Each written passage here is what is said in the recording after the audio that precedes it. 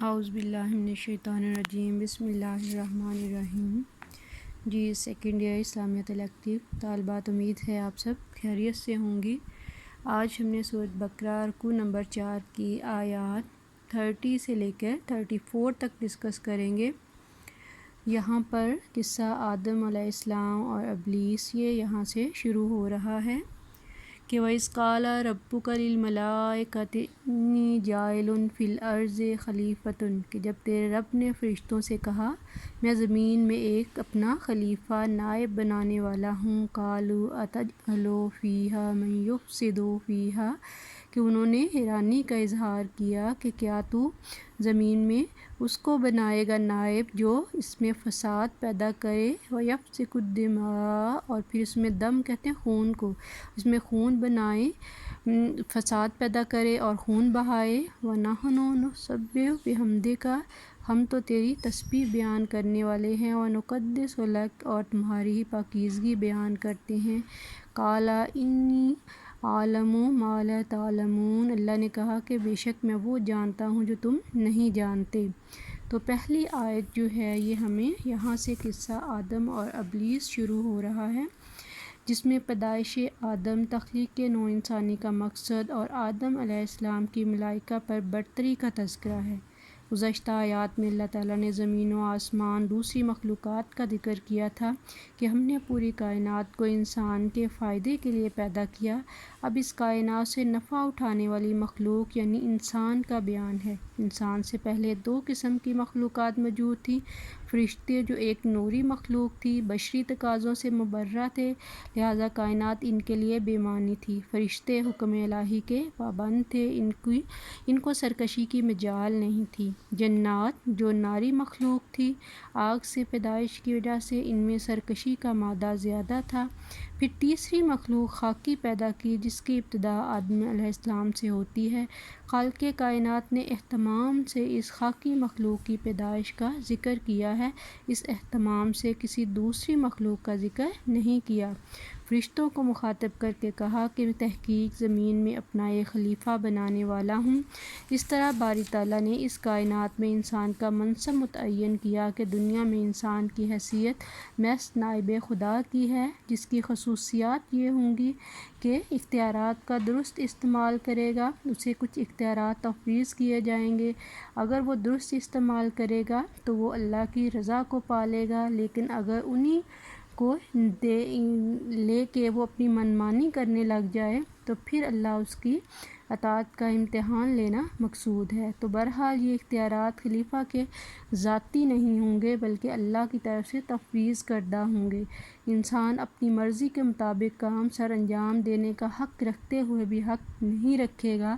وہ اگر اس کو اللہ کی منشا کے مطابق پورا کرے گا تو پھر اطاعت الہی پوری ہوگی، باقی دنیا کی جتنی چیزیں ساری اس کے ماتحت ہیں۔ اقتدار اعلیٰ کی اطاعت یعنی نیابت کا یہ بھی تقاضا ہے کہ وہ جس کا نائب ہو اس کی حکومت اور اس کے اقتدار اعلیٰ کو تسلیم بھی کرے، اگر وہ ایسا نہیں کرے گا تو اپنے نائب اور ذمہ دار ہونے کے احساس سے عاری ہوگا۔ پھر اس کے بعد فرشتے اس پر تعجب کا اظہار کر رہے ہیں، تو فرشتوں کا یہ قول بطور اعتراض یا مباحثہ نہیں تھا بلکہ بطور تمام تر نیاز مندی، فرما برداری اور تعجب کی بنا پر تھا۔ انہیں شاید یہ خیال گزرا کہ احکام الہی کی کما حقہ بجا آوری اور انجام دہی میں ہم سے کوئی کوتاہی سرزد ہوئی ہے، تب ہی ہمارے ہوتے ہوئے ایک نئی مخلوق اللہ وجود میں لا رہا ہے۔ تو اس حوالے سے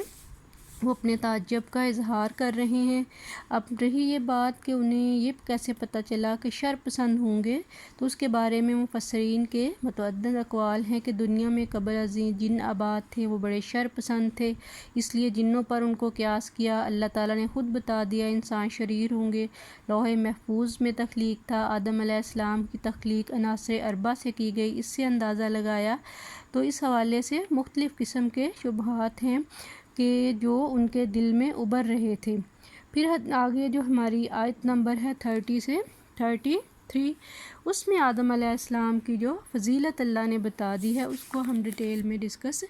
کریں گے کہ وہ علامہ آدم الاسماء کہ اللہ نے آدم کو سکھا دیے نام کلّھا سارے کے سارے، یعنی زمین میں جو بھی چیزیں تھیں اس حوالے سے ان ساروں کے نام بتا دیا۔ ثم عرضہم پھر انہیں پیش کیا علی الملائکۃ فرشتوں پر، فقال انبئونی باسماء نبا جو ہے یہ خبر کے میننگ میں یوز ہوتا ہے، تو کہا پس مجھے خبر دو ان سارے ناموں کی، ان کنتم صادقین اگر تم سچے ہو۔ قالوا سبحانک لا علم لنا الا ما علمتنا انک انت العلیم الحکیم، وہ بولے اے اللہ تو پاک ہے، ہمیں اس کے سوا کچھ معلوم نہیں جو تو نے ہمیں سکھایا۔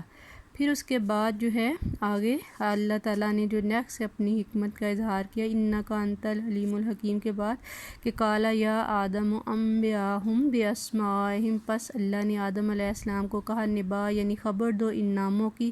فلما انبئہم پس انہوں نے خبر دے دی باسمائہم سارے کے سارے چیزوں کی ناموں کی۔ قال اب اللہ تعالیٰ فرشتوں مخاطب ہو کے کہتے ہیں عالم اقل لکم انی عالم غیب السماوات والارض، کہ میں نے تمہیں نہیں کہا تھا میں تمام زمین کی آسمان اور زمین کی پوشیدہ باتوں کا جاننے والا ہوں، وعالم ما تبدون وما کنتم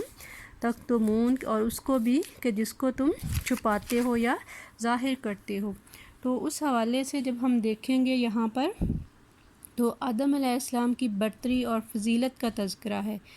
اور دوسرا جو ہے یہاں پر علم کے حوالے سے جو بات کی ہے تھوڑا ہم اس کو ڈسکس کرتے ہیں کہ اسم جو ہے وہ نام جیسا اردو میں بھی معروف ورڈ ہے، ہم جانتے ہیں اسماء اسم کی جمع ہے،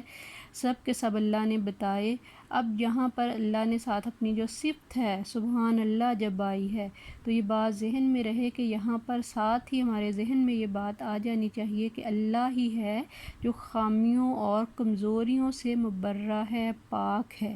تو فرشتے جب یا انسان کسی بھی حوالے سے سبحان اللہ کہتے ہیں تو ہم مطلب یہی ہے کہ اللہ پاک ہے اور سارا علم صرف اللہ کو ہی حاصل ہے۔ یہاں تو ایک طرف فرشتوں کی کم آئیگی جو ہے وہ دکھائی گئی ہے اللہ کے مقابلے میں، ٹھیک ہے۔ دوسرا خاص عرب کے پس منظر میں جہاں عرب فرشتوں کو اللہ کی بیٹیاں سمجھتے تھے، ان کو مانتے تھے، انہیں اللہ کے بالمقابل کرنے کا ذریعہ بنائے ہوئے تھے، عام مخلوق سے زیادہ درجہ دے بیٹھے تھے، تو اس پس منظر میں عرب کے اس باطل عقائد پر ضرب لگائی اللہ نے کہ جن کو تم سب سے اعلیٰ ہستی بنائے بیٹھے ہو، آدم علیہ السلام کے اوپر فوقیت دے بیٹھے ہو، تو آدم علیہ السلام کے سامنے وہ اتنے ہی بے بس تھے کہ انہوں نے صاف صاف اپنی شخص جو ہے اس کو تسلیم کر لیا۔ تو یہاں کوئی مقابلہ ہی نہیں ہے دونوں کا، فرشتوں اور انسانوں کا، بلکہ یہ اللہ کی عطا علم ہے جو اس نے فرشتوں کے مقابلے میں انسانوں کو دی، ان کی صلاحیت جو ہے اس کا تذکرہ کر رہے ہیں کہ آدم کو اللہ نے علم کی وجہ سے زیادہ فضیلت دی، اس لیے اب قانون قدرت ہے کہ علم ہی دوسروں پر برتری کا باعث ہے، چاہے وہ کسی فرد پر علم ہو یا کسی قوم کا دوسری قوم پر۔ بے شمار آیات احادیث قرآن پاک میں علم کے حوالے سے ہیں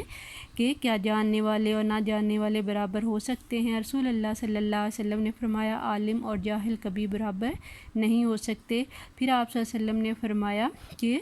عابد جو ہے اپنی عبادت پر عموماً غرور تکبر کرتا ہے کہ وہ عابد ہے، تو آپ صلی اللہ علیہ وسلم نے کہا عالم کی فضیلت عابد پر ایسی ہے جیسے میری فضیلت آپ میں سے ایک ادنیٰ آدمی پر۔ بے شمار احادیث یہاں علم کے حوالے سے کوٹ کر سکتے ہیں آپ۔ تو یہاں اسماء کی پہچان جو ہے کہ ہر چیز کی پہچان اس کے نام سے ہوتی ہے، اشیاء کے نام سے، چیزوں کو جاننے کے نام سے۔ ہمارا مشاہدہ بھی یہ ہے کہ زمین پر جتنی بھی چیزوں کا علم ہوگا اتنی ہی زیادہ کامیابی ہماری مقرر ہوگی، علم کی کوئی حد نہیں، ہر آنے والی نسل جو ہے یہ پچھلی نسل سے آگے ہوتی ہے، اور یہ فرض بھی بنتا ہے تاکہ انسانیت کا تسلسل جاری رہ سکے کہ ہر شاگرد اپنے استاد سے آگے جائے، علم میں ٹھہراؤ نہ آئے بلکہ وسعت پیدا ہو،